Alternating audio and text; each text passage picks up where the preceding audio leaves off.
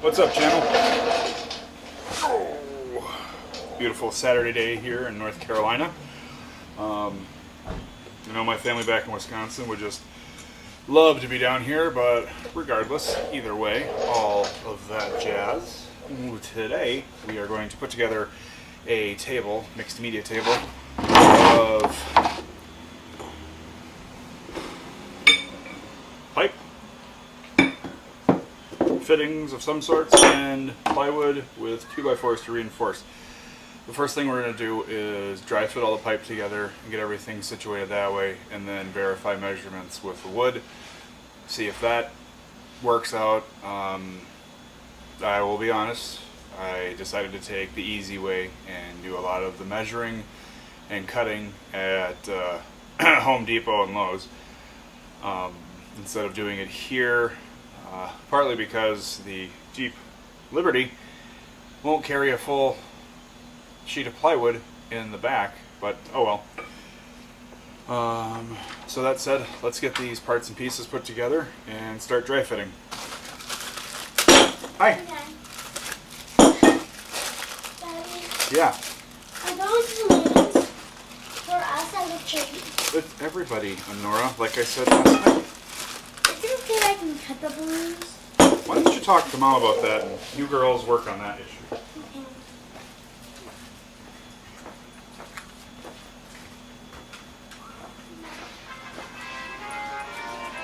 Okay. Hey. Hello. Hey, you're still alive. I don't know where they are. You caught me right in the middle of shooting. Let me do this. Pause. Oops.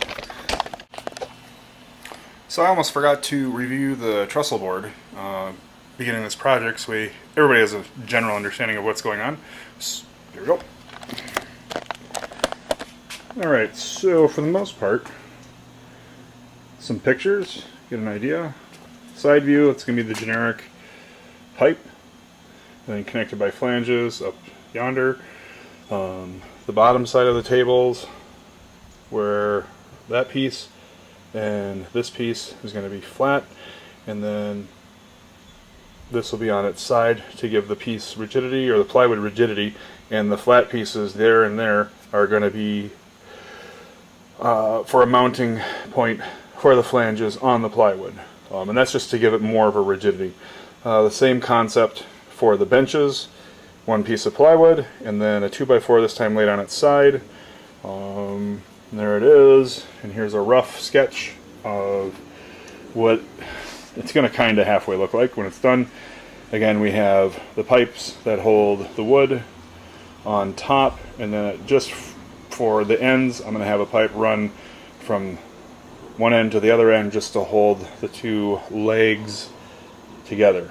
So yeah, so let's mount this bad boy and get all the pipes dry fit together first, and after the pipes are all dry fit, then we'll look at the tabletop, which is going to get a good sanding, and the bench pieces, which will get a good sanding as well. And there you have it.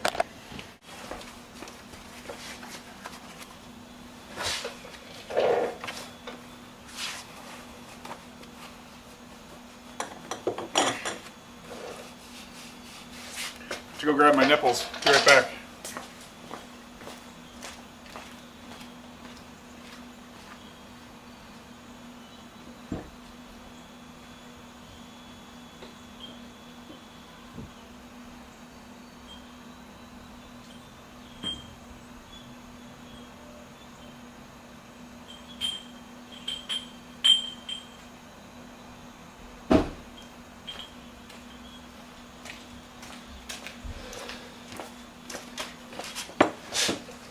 Nipples.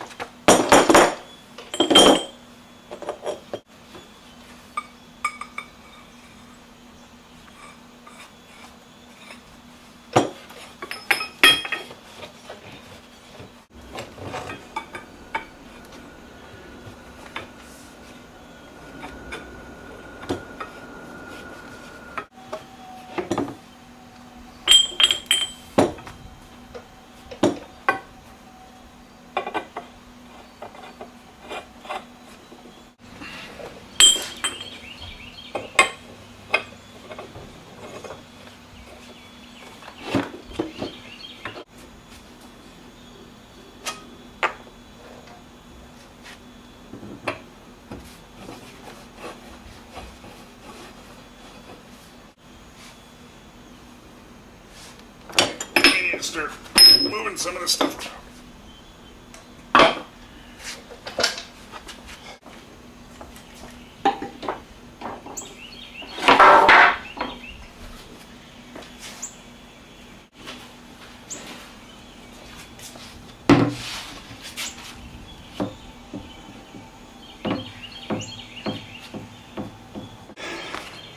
Between here and here is a bit long of a throw. Now, of course, this tabletop, the tabletop would be up higher, yes, but where the bench is in relation to where the table is going to be, this piece here, I think, is just too long. 'Cause the other idea was to be able to put this upstairs in one of the kids' rooms, but I'm definitely gonna have to take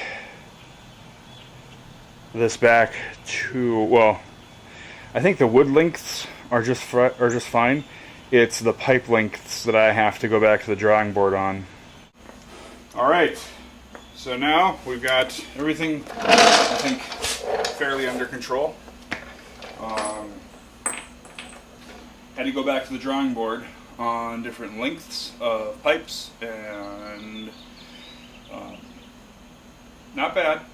Good learning experience overall.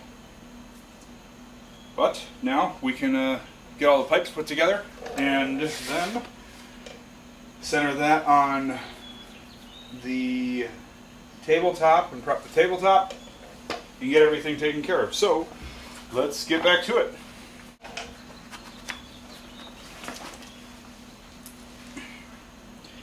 No idea what my kids are doing. This, we've got evidence of tampering, or playing, as they would call it.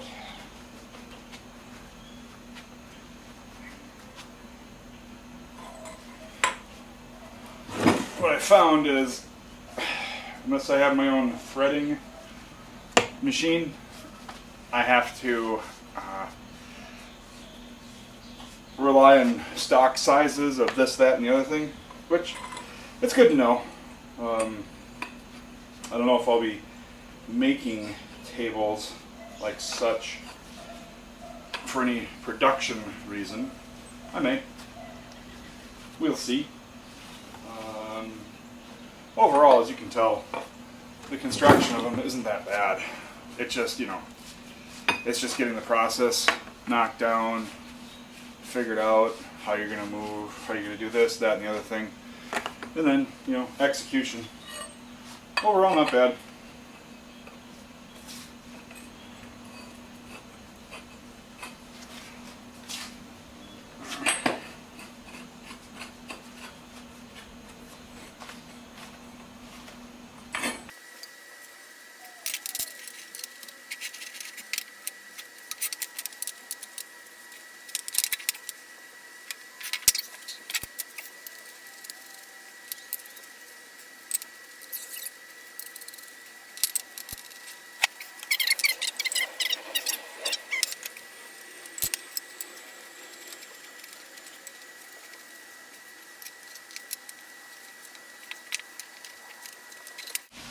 This thread is messed up.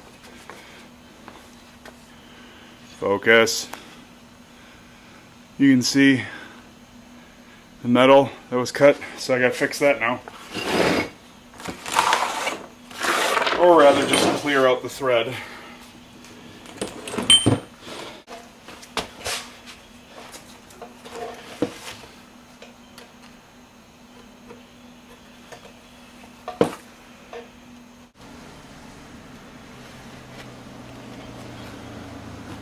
What really gets me is if the ultimate right answer is just to take the pipe back to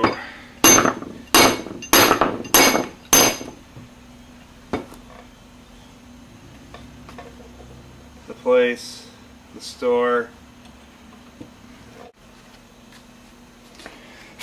Well, we have success. We've cleaned out the threads. I thought about it and file, iron, file, iron, rub, rub, rub, and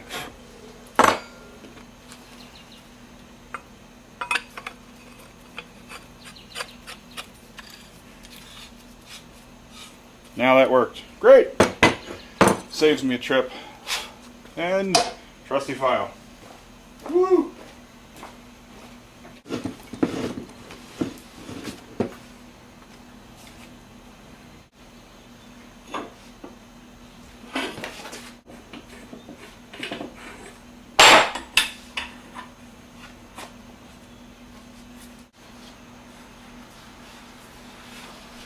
And we'll do it the way we should have did it in the first place.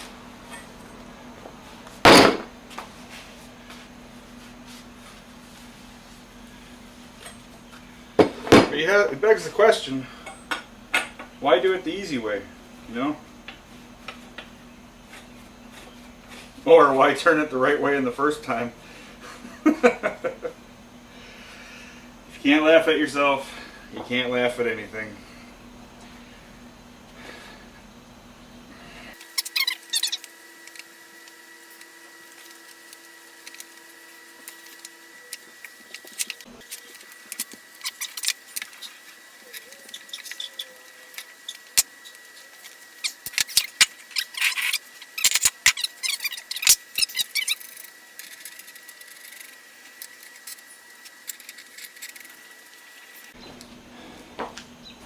And you can let your imagination run wild on that one.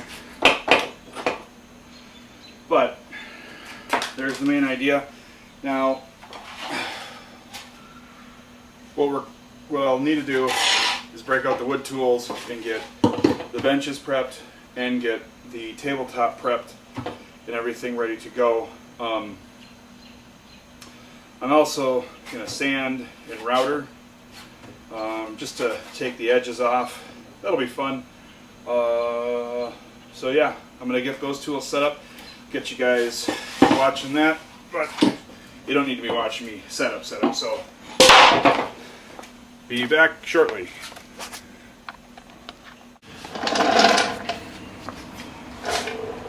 Okay, so the humor right now is I figured out where center is for the legs on the table, so that guy right there. But the joke is I need to disassemble that structure, or the leg assembly down. I need to take off the bench pieces so I can set this and the other side on the table without issue. Not a problem per se, just an annoyance and extra steps. I would have liked to throw everything together real quick. Not going to be that way, which is fine. So we're gonna soldier forth and keep going. Do a couple camera adjustments, of course.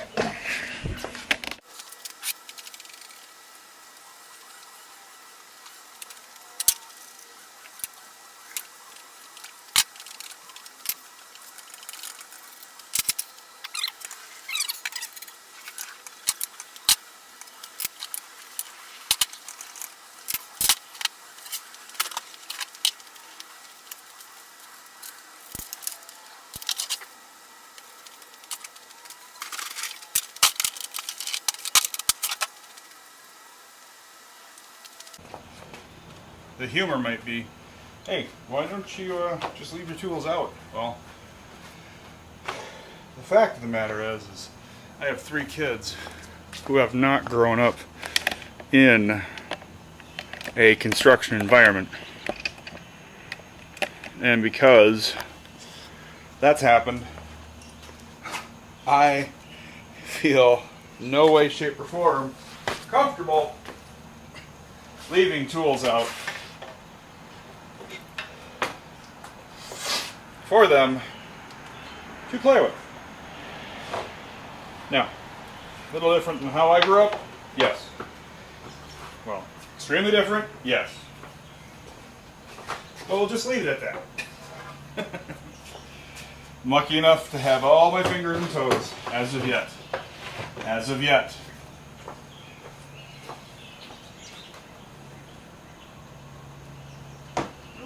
hell did I put that tri-square?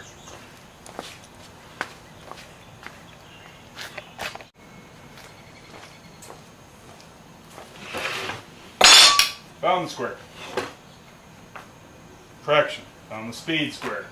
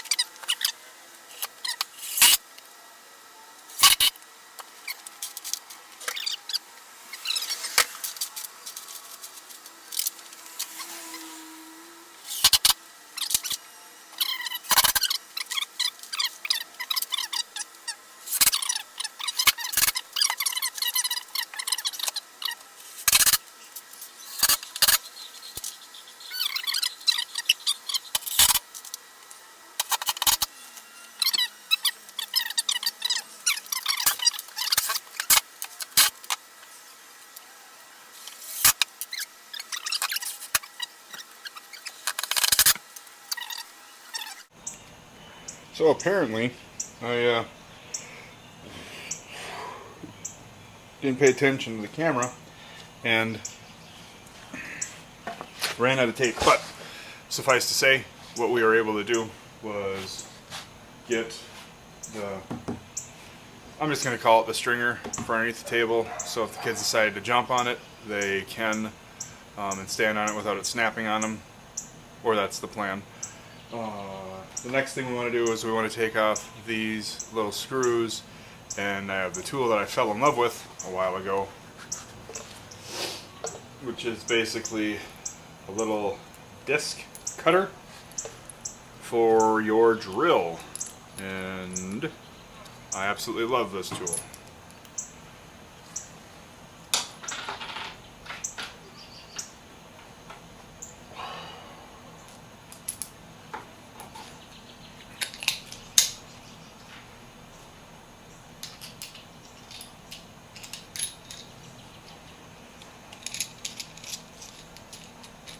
This disc is getting a little wore down, but that's okay. We're still got a battery. Woohoo! Alright, so let's make an adjustment on the camera so you guys can see this and at least have a little fun with it.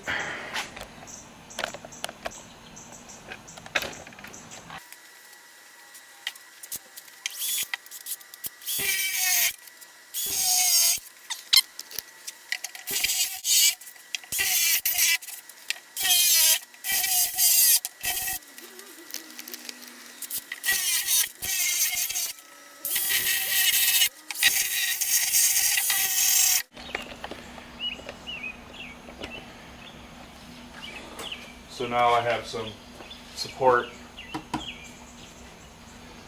keep the table from bowing too much. And I have some support this way to keep the table from bowing like that and bowing like that. I think I'm overbuilding it for the kids. But if the screws hold out here and they're on the posts, they'll be able to stand on it and perhaps river dance for a little bit, which would be kind of funny to watch. At least I think. Alright. So the next thing we should start doing is working on the benches. So we gotta put the legs back on. That shouldn't be too.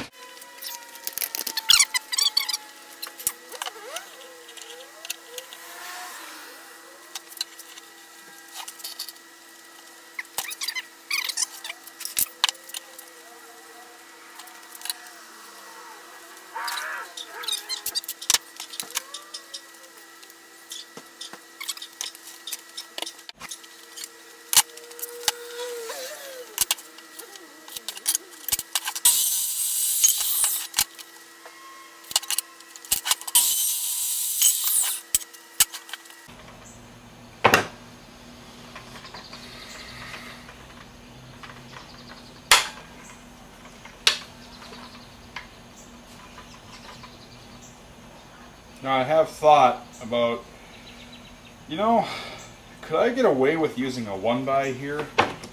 And I'm not 100% if I could or not.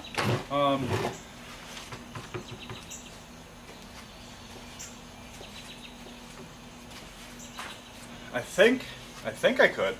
I think it would just give me just enough to, just enough resistance to push back for the little butts that are going to be on this thing.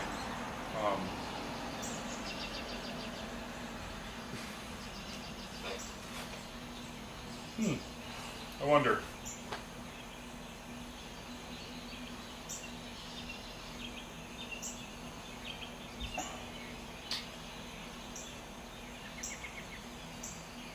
It's an interesting thought. My apologies for just sitting here and drinking a soda, or actually a sparkling water.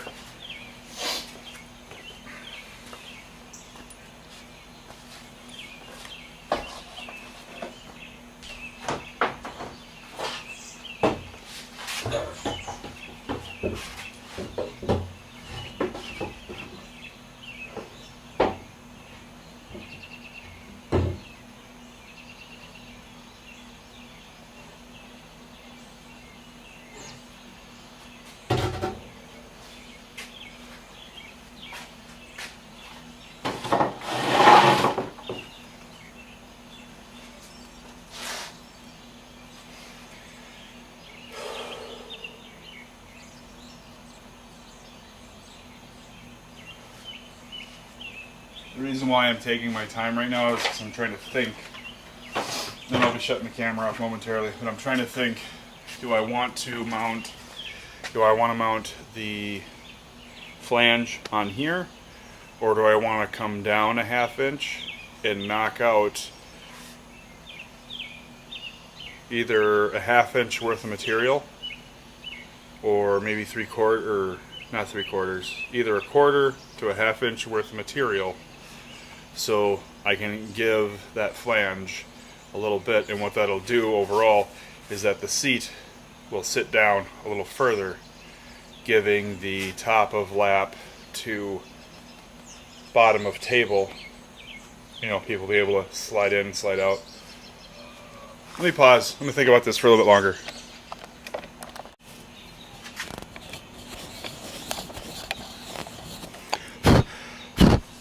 Okay, so we're trying to figure out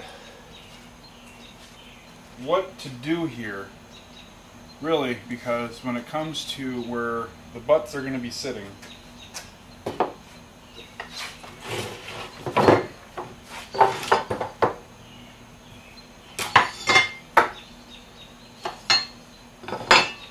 on the top side of this piece, we're going to have this centered, more or less. Well, we'll get that figured out.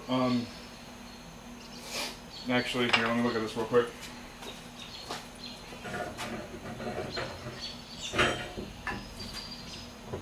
Of course. Why would I? Alright, might not have to worry about it.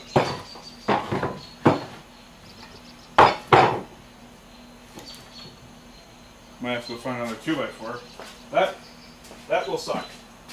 But that's okay, because I've got 2x4s I have. I think.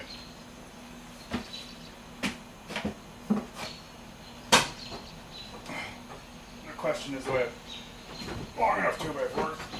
That's the big one. Oh, I'll figure that out. Here. You have this centered on the seat. And then you have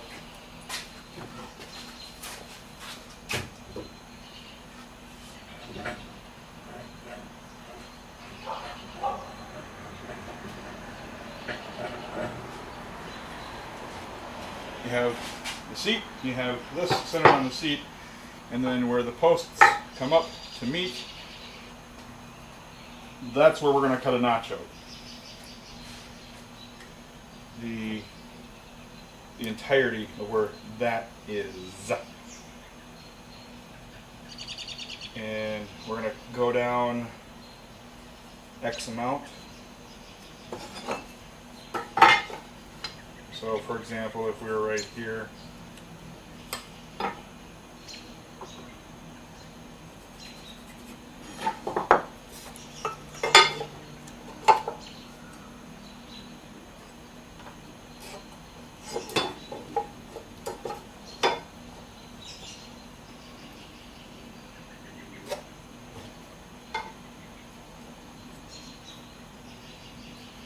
you know, we try to scribe our lines for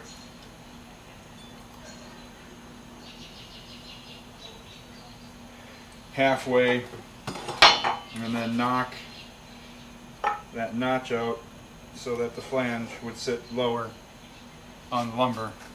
Just realized I'm not far away. So the flange sits on top, and then the post sits there. And what I would like to do is, from this perspective, sink the flange in to give myself, or people who are sitting on this, you know, another ½ inch or so of space between. Now we flip it up, we flip it right side up. Another ½ inch of space between where the tops of their laps are and the tabletop is. Ultimately, the easiest answer for this one is to just get, you know, smaller nipples for the seat posts. And realistically, that is the easiest answer right there. However, it's not, you know, it's not possible. Well, it's anything's possible. The fact is, guys, what I'm trying to do is, you know, work within a constraint, work within a forced constraint. I do not have a pipe cutter, nor a threading instrument.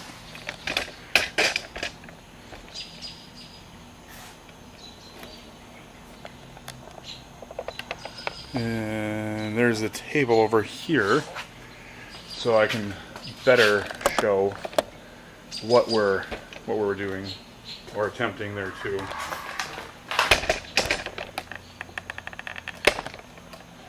See, right now, I just don't feel comfortable with the amount of space, again, that there is between butts and tabletop. Not to cheapen the experience. Hey, Archimedes! Cheapen the experience on the recoil or anything.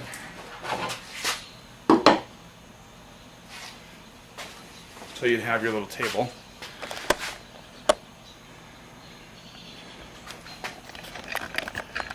Here, let's just do this. Make life easier for everybody, shall we?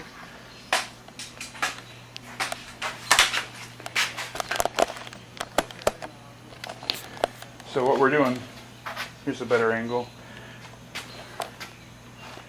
between the floor and the tabletop,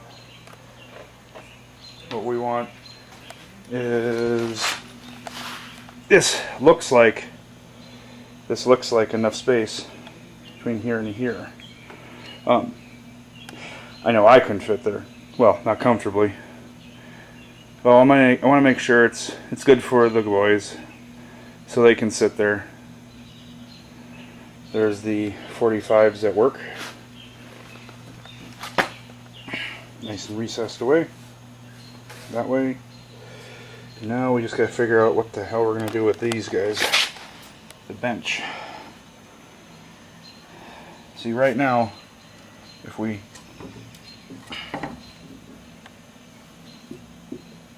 I don't know if you can see that flexing, but there's a little bit of flex to it. I'm gonna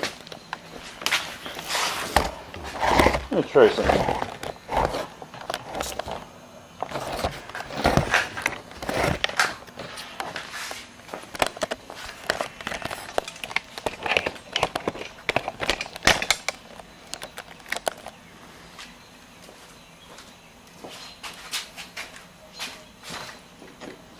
You know, maybe I'm overthinking this.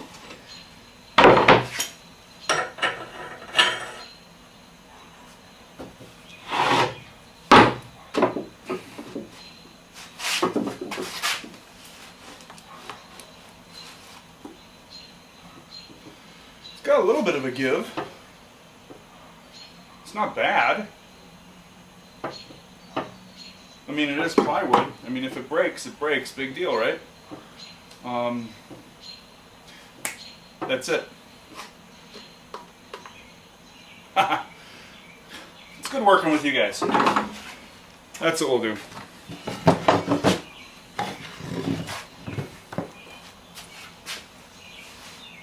Okay, so now that's it. We'll run a beam underneath and screw the base to the beam, but we'll attach the seat to the post, just right to the post. But here, we'll do that. Let me get set up. I'll show you guys. It'll make more sense. Got it. We figured it out.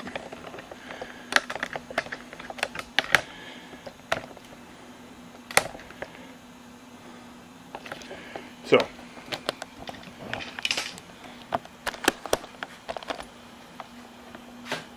from here, see, tabletop, we've got plenty of enough space between the bench and there, no problem. But here's where the magic happens. Underneath there, you can see the reference line for the center here is straight up and down with the pipe, so left and right the board's even, and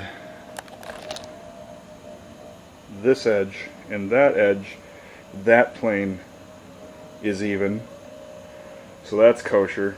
Now what we'll do between this flange and that flange is run a beam just like we did there and screw it so it gets pulled to the top, and what that'll do is that'll provide support to stop it from bowing.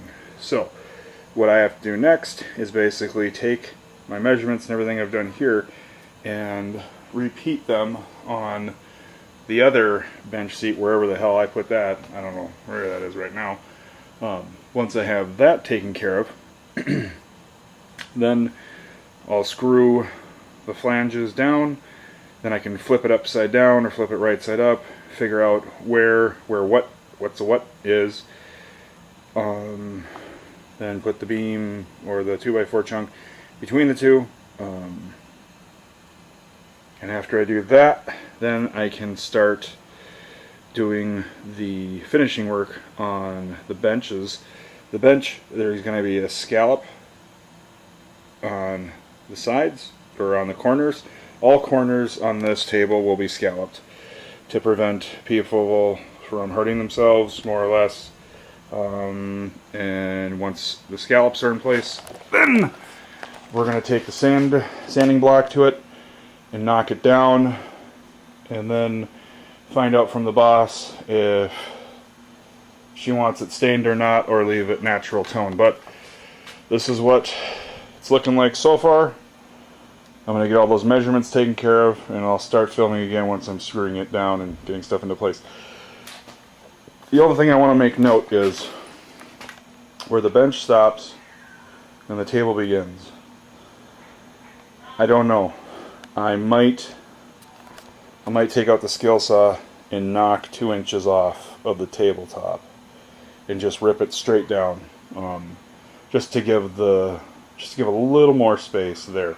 Don't know yet, but we'll see. Okay, I'm gonna get these measurements and whatnot knocked out. Be back.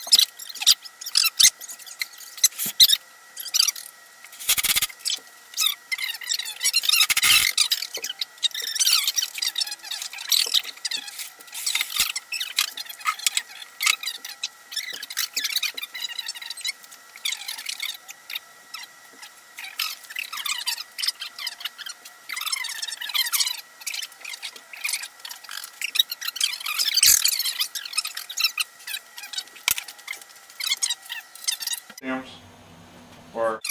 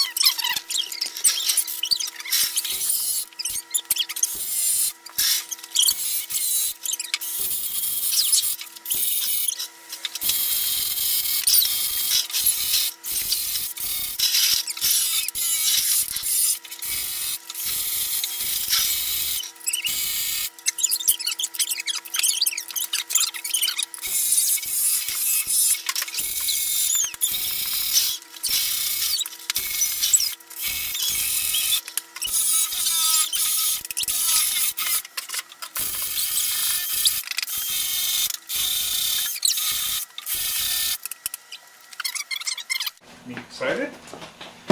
You get to test out the table. Daddy, that metal thing looked like a rock thing. A rock thing? It looks like a guitar. No, it looked like a golden weapon. A golden? Oh, a scythe. Yes. Daddy, this is like four-hammer smash. No, four-hammer smash. Itty, bitty, chicky, chicky. Daddy, look, we both have one. All right, put 4 hammers down. We put them always in here. I think our hammer. Ah! Let's test it. Okay. It feels strong, Dad. It feels strong. Yeah. Yeah? Oh, Dad! All right. Climb on top of it. Hop up and down. Okay. All right. Come down carefully. Don't bounce in the seats yet. Yeah. I think, guys. Guys. I think that's a moderate success at this point. Again, what we have left to do is come back and put the beams underneath the seats Sand everything, scallop the corners, and all the corners, and do all that fun stuff. I'm gonna save that for tomorrow. So, to all, have a good evening, and we'll see you guys tomorrow.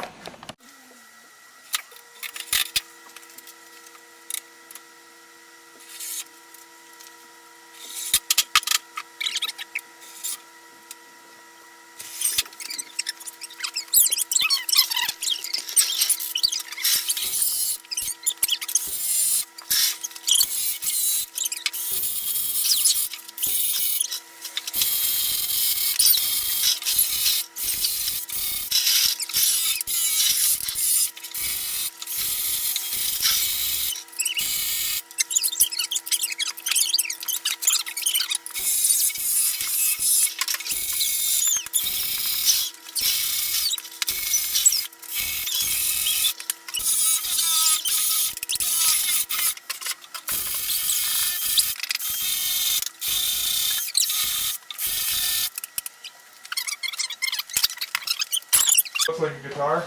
No, it looks like a golden weapon. A golden, oh, a scythe. Yes. Daddy, that's just like four-hammer smash. You know, four-hammer smash. Itty, bitty, chicky, chicky. Daddy, look, we both have one. All right, put 4 hammers down. We put them always in here. I think our hammer.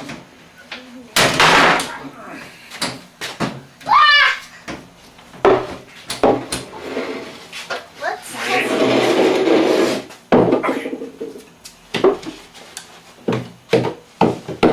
It feels strong, Dad.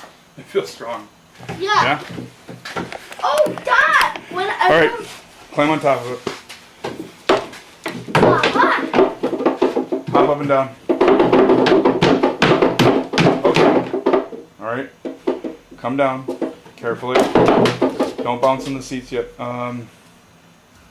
Yeah. I think, guys. Guys. I think that's a moderate success at this point. Again, what we have left to do is come back and put the beams underneath the seats and sand everything, scallop the corners, and all the corners, and do all that fun stuff. I'm gonna save that for tomorrow. So, to all, have a good evening, and we'll see you guys tomorrow.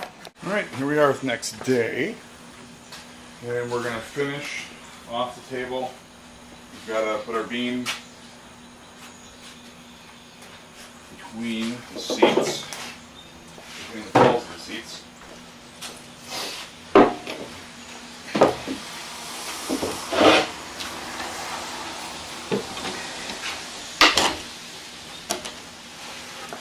Just like here, we're going to do that here. Then I'll stop flexing, and then another thing we need to do is need to round off all of the corners, and that'll just be scalloping, like I said before. And after that, we'll give it a good sanding and see where we're at. So let's get going.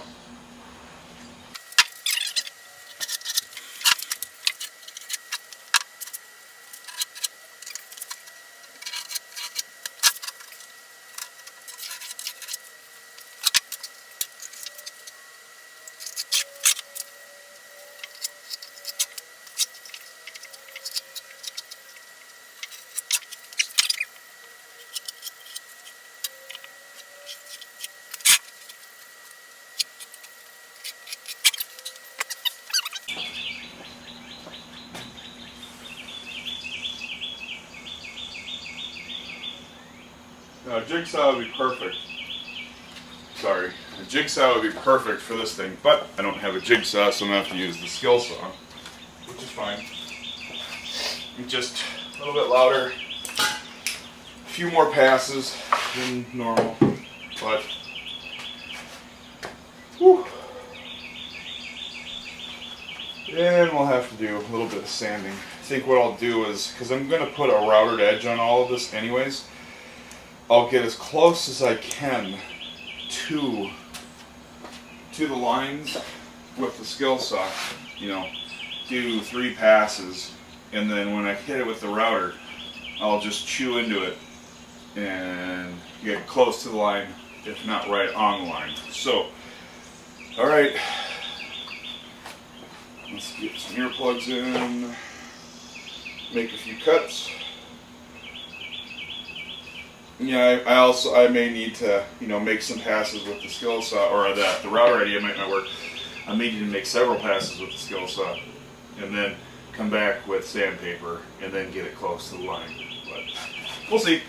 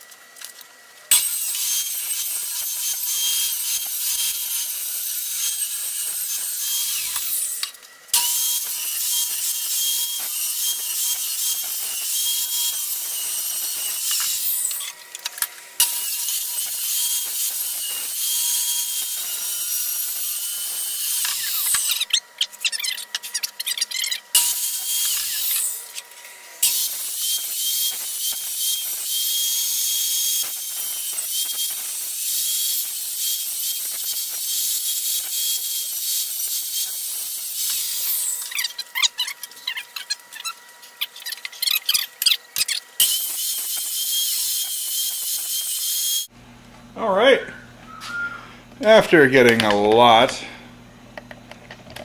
taken care of, we're down to the point where we get to paint this bad boy, or paint it, we get to stain it.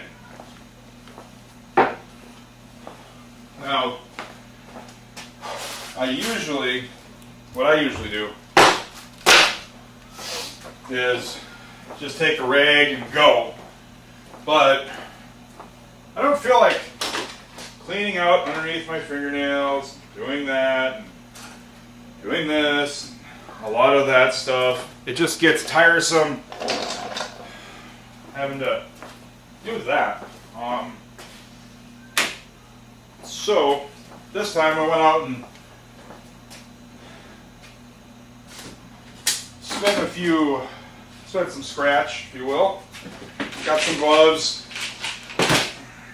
Man, I've always seen people, my mom included, use sponge brushes to put stain on, and I don't know. I guess each their own, you know, what as to what's best, if there was even a discussion. Bristle brushes versus sponge brushes when putting stain on a table, but you know what, whatever. It's really a horse apiece as far as I'm concerned. You're going to ruin a brush somehow. Well, maybe ruin is too strong of a term. Get a brush dirty, and if you choose not to clean it properly, then you've lost the brush, so to speak. Okay, so there's that. We're going to use the same stain that we used on the coat rack earlier in a different video. Just look, you'll see it, the coat rack, building the kids' coat rack. That was a fun one. But for this, we are going to use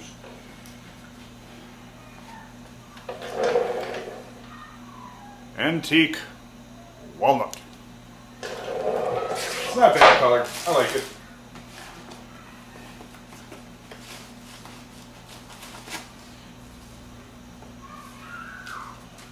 Get our proctology gloves out. I think I'm going to go with the wide sponge. 1 inch, 2 or 3. I'll go with the 3-inch sponge.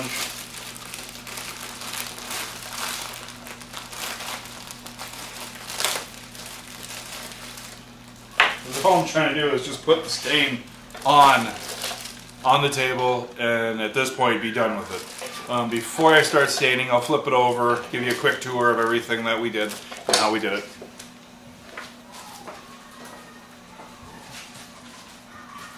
Now the question is, where's the painting bucket? Oh, stuff. Oh. You know, that's cleanup. I'll do that in a little bit. He said.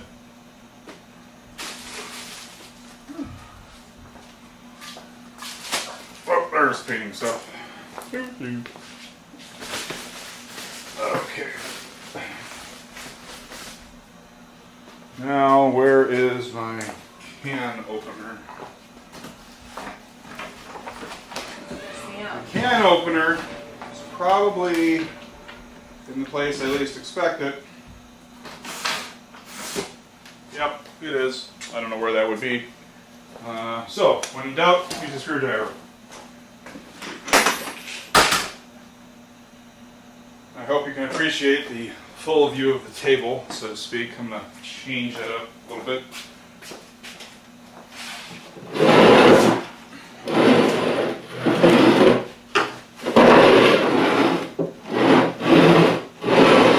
Something like that. Yeah. Gotta work on the camera stuff. Alright, so let me move this for right now. I'll give you the tour of the table. Good thing I didn't open the can, I just spilled it.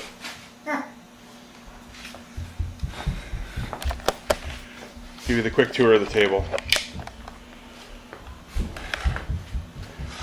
So earlier, what we've done, what we're doing, what we're going to do. What we've done, we've assembled the table, this one, mixed media, wood and metal, assembling. You can see there, we've got the flanges connected, goes down for stability for both legs, got a pipe coming across, and then for the benches, from a T to a 90 up to a flange. And then for stability of the wood, we ran a little beam. I'm going to call it a hanging beam. I don't know what the proper terminology for it is. All I know is when the kids sit on it, the board doesn't bend. And then to cut down on splinters, we sanded the bejeebies out of this, and we rounded off the bench corners and the table corners. And the sanding, I'm really anxious to see what kind of a pattern is going to pop out of this tabletop, because you know it's plywood. It's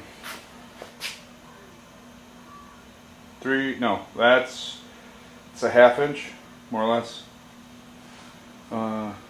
Got some pencil marks we're going to leave on there for character, because I just don't want to sit there and sand them off or do anything like that. But the sanding that we did do, also used my little disc grinder and ground the screws that are coming up and securing everything together. Ground those off, yada yada, and that's the table. Here, let's flip it up real quick, just to get a different perspective. So there's that.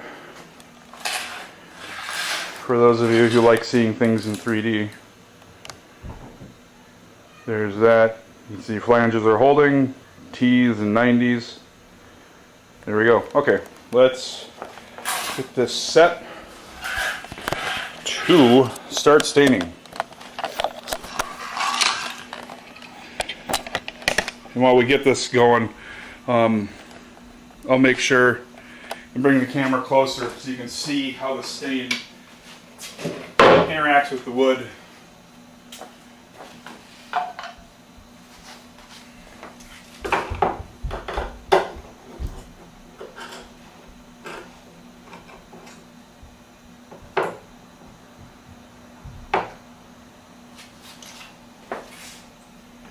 know what?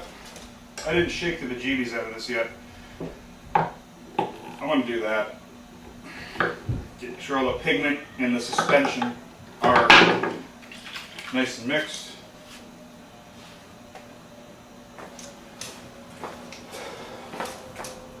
And just in case we have any spillage.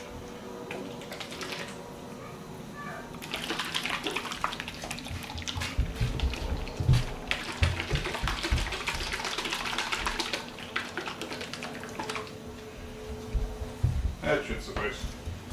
Okay.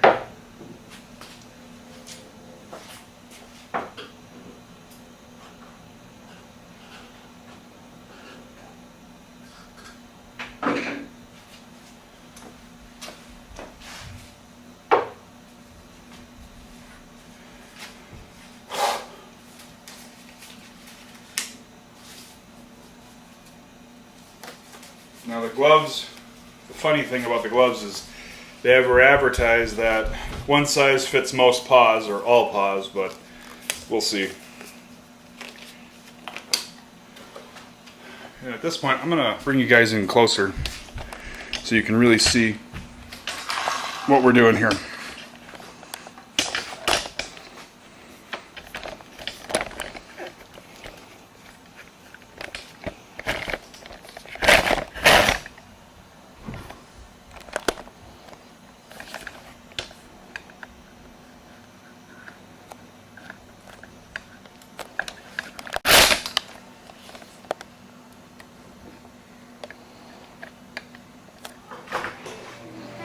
And we're going to come right in.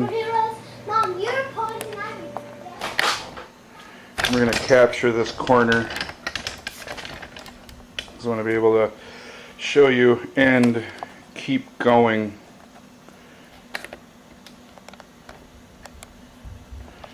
From there. Okay. Good. Now, one of the great things about once you've sanded wood down, you've opened up the grain a little bit more, so it'll take more of the stain, and that's something that we want.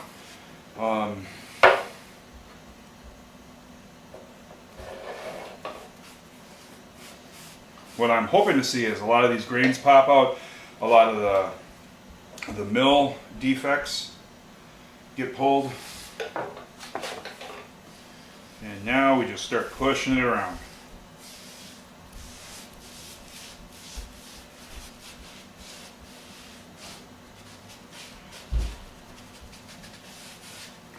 I don't know if you can see the edge there, how that just popped.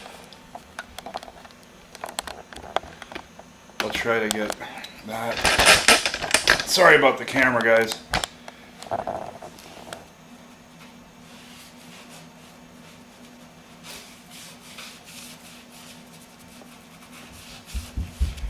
But here, while we're doing this, what you really want to do is just want to work that stain into the wood. Just get every nook and cranny.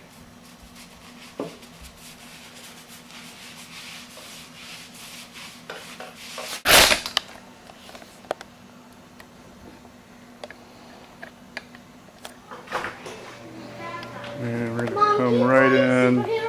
Mom, you're pointing at me. We're going to capture this corner.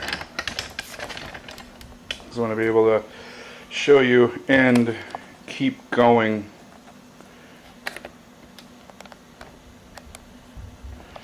From there.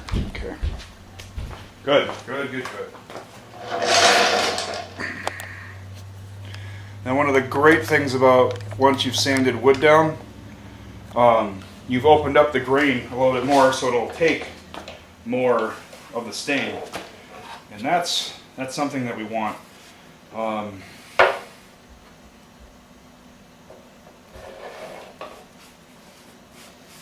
What I'm hoping to see is a lot of these grains pop out, a lot of the mill defects get pulled,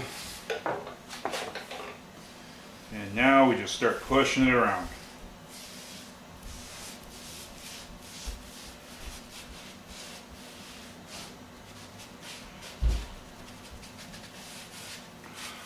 if you can see the edge there, how that just popped. I'll try to get that. Sorry about the camera, guys.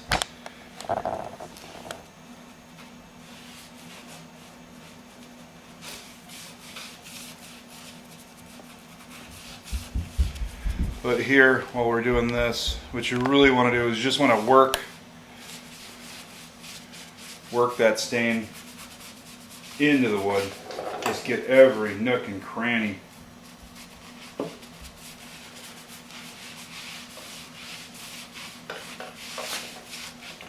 And I will talk briefly again about the carpenter's curse, or the tradesman's curse. You can always see when stuff's good. You'll always be able to see that. You'll always be able to identify, oh yeah, that looks good. But the untrained eye looking at a finished job will always regard the work that's performed as just a monument, a testimony to what a person's ability is to do work. If that makes any sense. You can never really appreciate the work you do. You can always appreciate somebody else's work. Of course, you can always critique somebody else's work as well. And that's always fun, you know. What did they do? How could I do it better?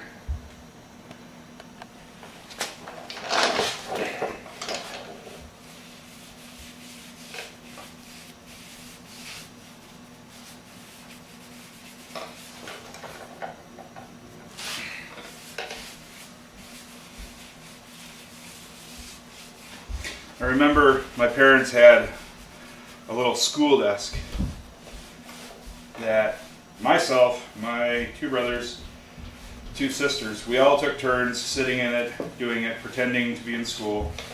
But it was one of those really nice, it looked like a cast iron frame with the with the aged wood on it at that time. I'm fairly certain that it probably came out of an old schoolhouse. It was always fun, you know. You could sit on that and draw your pictures, do whatever.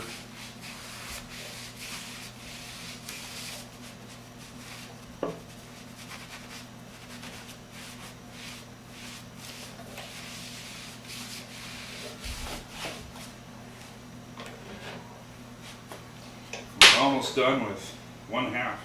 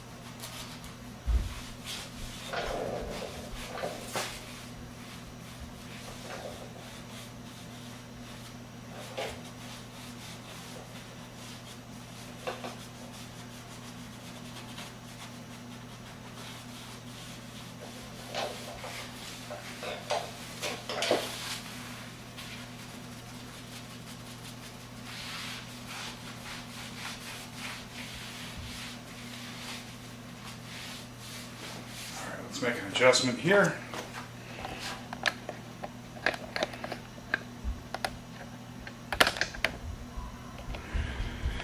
So you can really see the difference between a stained side and a non-stained side. I like the way it's turning out, I really do. Still have the seats. Knock those out.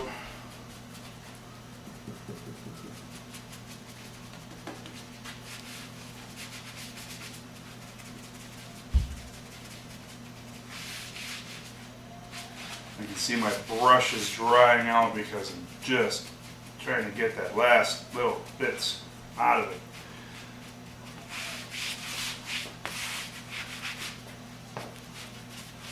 And again, there's no fancy cross hatches or anything like that. Just get the stain on the wood, get the wood color, go.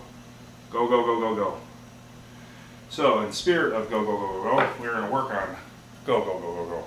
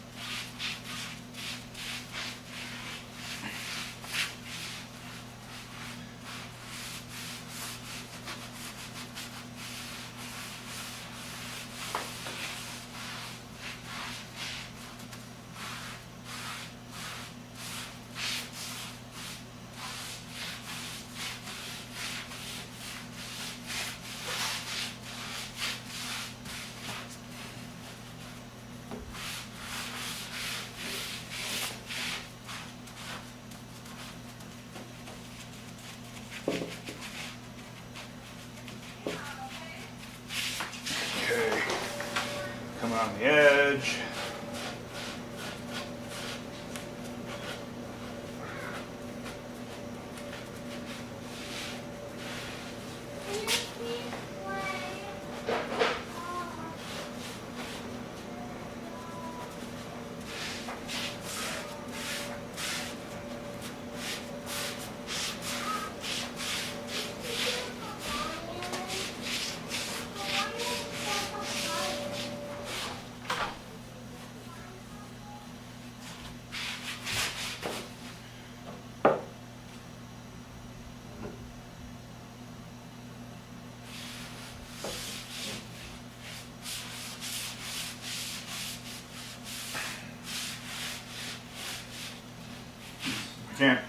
I'm really happy.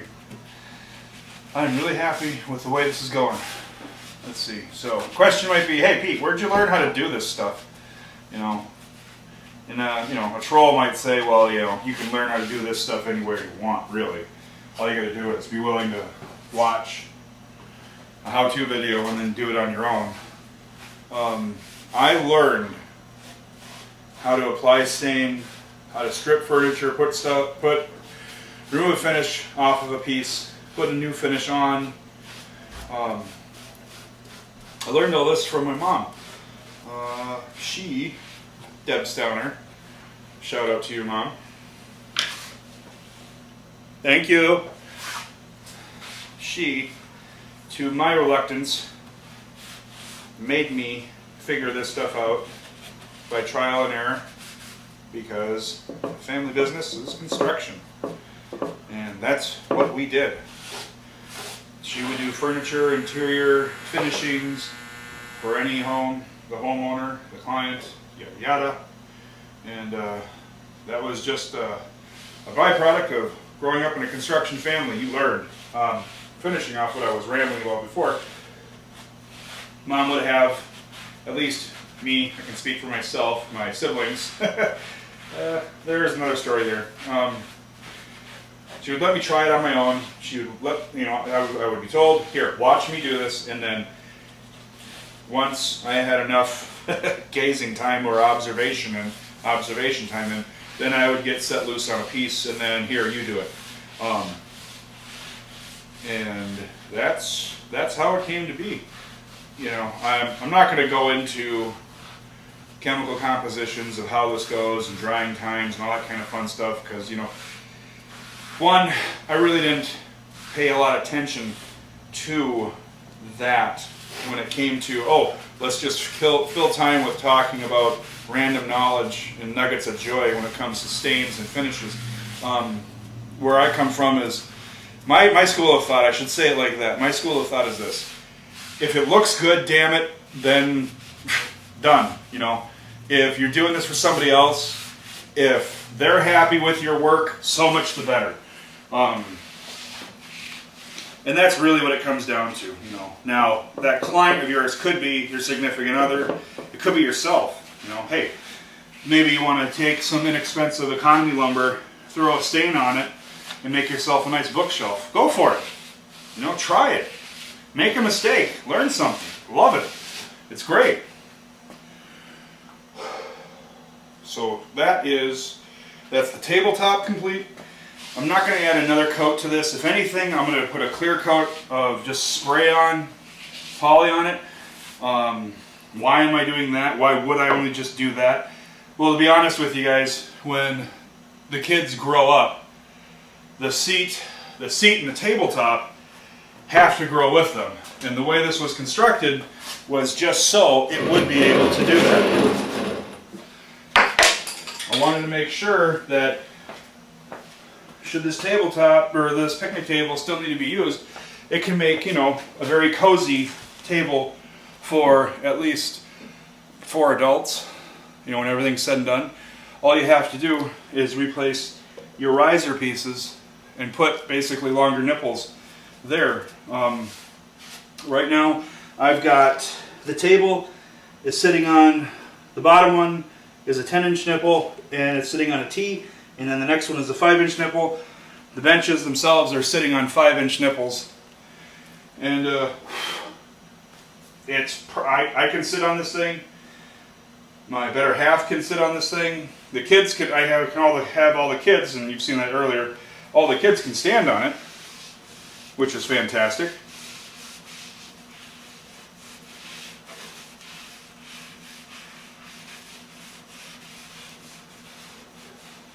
So it meets that structural integrity test, if I even had a test like that in the first place. But now I do, so there, yes, it met the test, passed with flying colors. And again, one of the better parts about this is just being able to look at it, see how the stain is soaking into the wood, watching the grain of the wood be brought forward.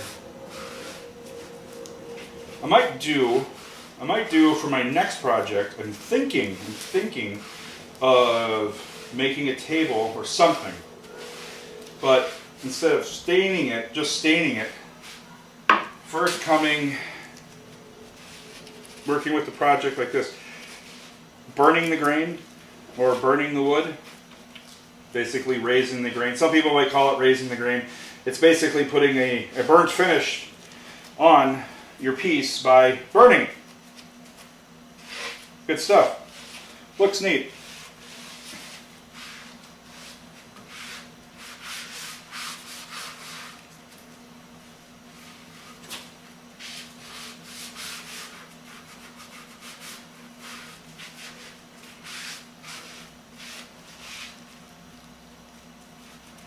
And sometimes, you know, might not want to get all the nooks and crannies. Sometimes you might have that contrast right there. Just to show, okay, wood was this color, we stained it, it turned out to be this color, we like the way that it popped.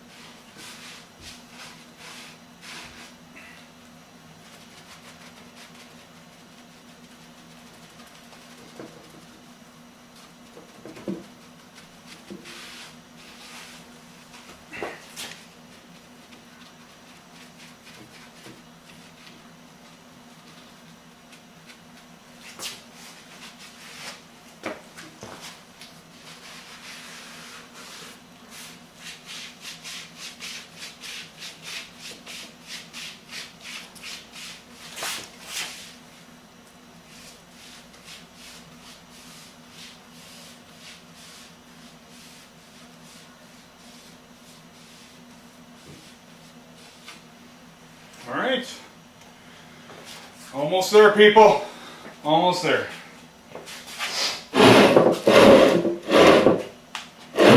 Last one. There it is. Beautiful. Let's see if I could have a camera person, I could really have an in-depth. Let's try for that. Let's try it. What I want to do.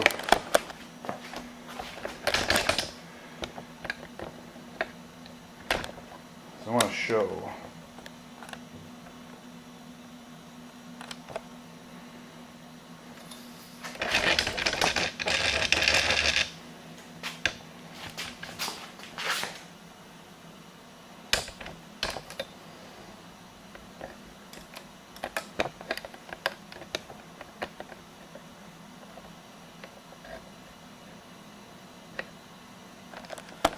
Okay, this will be a quick shot.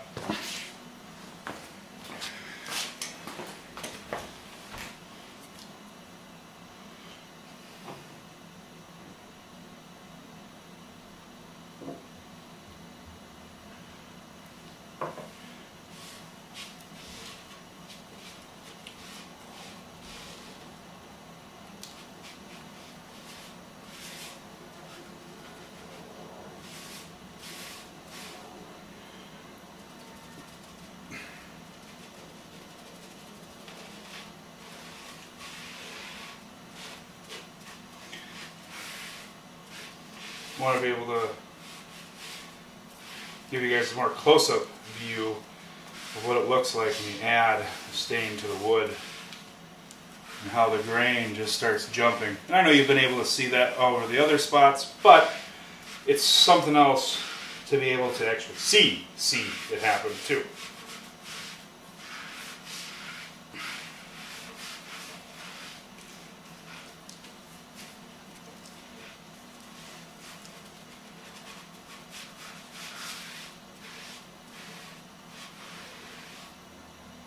Focus.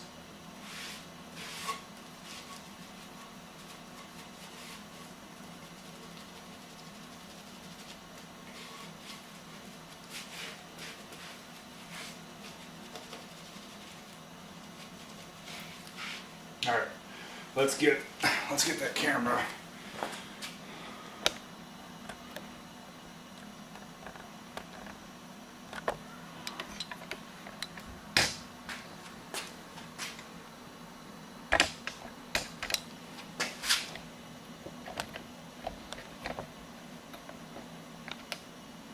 Whew.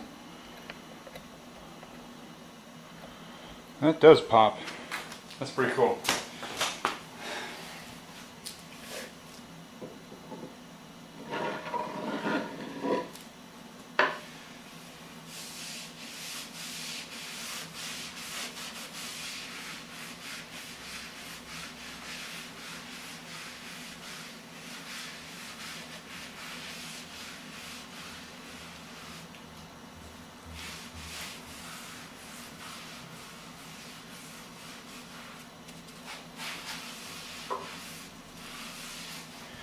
Here, this is a pretty good example. I had a puddle there, and now my brush is getting loaded, so it seems like I'm just smearing it around. And it's not bad to do the smear, smear it around, but you want to get the stain to go where you want it to go. And if you've already stained an area and it's just puddling, depending on what kind of finish you're looking for. For example, this piece is a one coat, one go, done. I'm not looking for a dark rich color, I'm looking for a one coat color, and whatever it turns out to be, it turns out to be. Now, any of you that want to go for I want a more darker walnutty color, think of gun stocks. That's the only thing that came to mind at this point. You always see a nice gun stock unless you've got an aluminum cast, or not aluminum cast, but aluminum cast stock, or of that nature. There's always that rich walnutty look. It almost seems like it's one or two shades just away from, going into the chocolate realm. good stuff. Oops, got a drip there. But looks great. Here, again, one cut go. There's always the distressed look. And that was not a bad look. It's still that little, what would you call that? A fad? Not a fad. The decor, that option, the decor option, is still there for a nice distressed look. It's interesting. Interesting. You know, for some places, like you'd think, like, okay, the beach house, nice distressed wood, nice salt air interacting with my paint, blah, blah, blah. You got that going on. Or the Salt Life, like I always see these Salt Life stickers everywhere down here. Something. That's another funny little haha. I've been now in North Carolina for 5 years now. Still haven't been to the ocean. Still haven't been. Kinda, you're that close and you still haven't done that? Well, remember, when you live in landlocked Wisconsin, tee-hee, there's not much for it, you know? You can go to the lake, go to Upper Turtle, Lower Turtle, Hoskin. It's the area I grew up in, so do your Google searches on that one. Give you a little hint of the old stomping ground, as it were.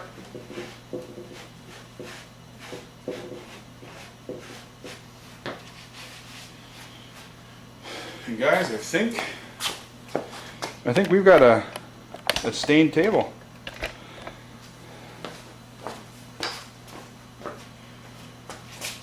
Of course, it'll take the boss's decision. Upper management, you know, of course. Upper management needs to inform you of how well you've done or where could you have improved according to them. I like using the "where are you out here doing it?" defense, if need be. Yeah, there it is. There's a table. We got it. Alright, so now what? Well, for the most part, that's it. Overall, I think I'm going to make this into a video. It's definitely going to be a long play. Let me go like this.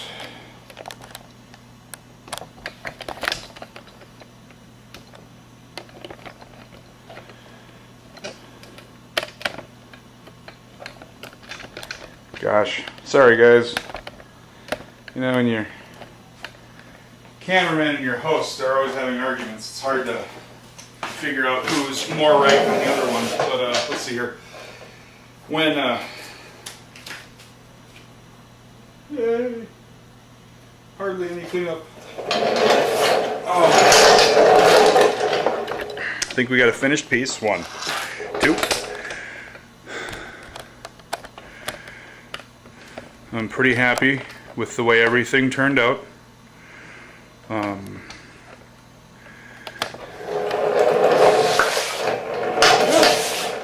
probably put a fan on this tonight and let it dry. Like I was saying before, I'll do a clear coat over it. If the kids decide to, you know, mar up the table, anything of that nature, again, really not worried about it because the table was designed for them. It is plywood. It's not like I can just sand it and restain it. Or better yet, show them how to sand it and restain it. And then work on washing stain off hands and doing all that. But that's a story for another time. There it is. Kids' picnic table. Finishing off an early thought. I'm going to have two videos for this.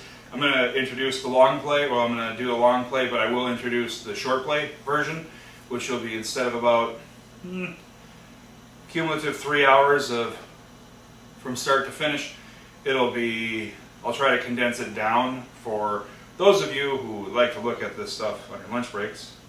I don't know who those people would be, myself included. I like doing that. There you have it. Thanks for staying around. as cliched as it is, don't forget to like and subscribe. And beyond that, I always, as always, or now, as always, I challenge you to make something for yourself, you know? Post your replies. Eventually, we'll get a little Facebook action going on. We'll get a little something like this. I kind of want to keep this in the basement for the most part. Yeah. And if somebody that feels that they don't have the ability to do it, oh yeah, everybody can do this stuff. It just depends on what you're willing to do, what you want to do. Other than that, see you guys later.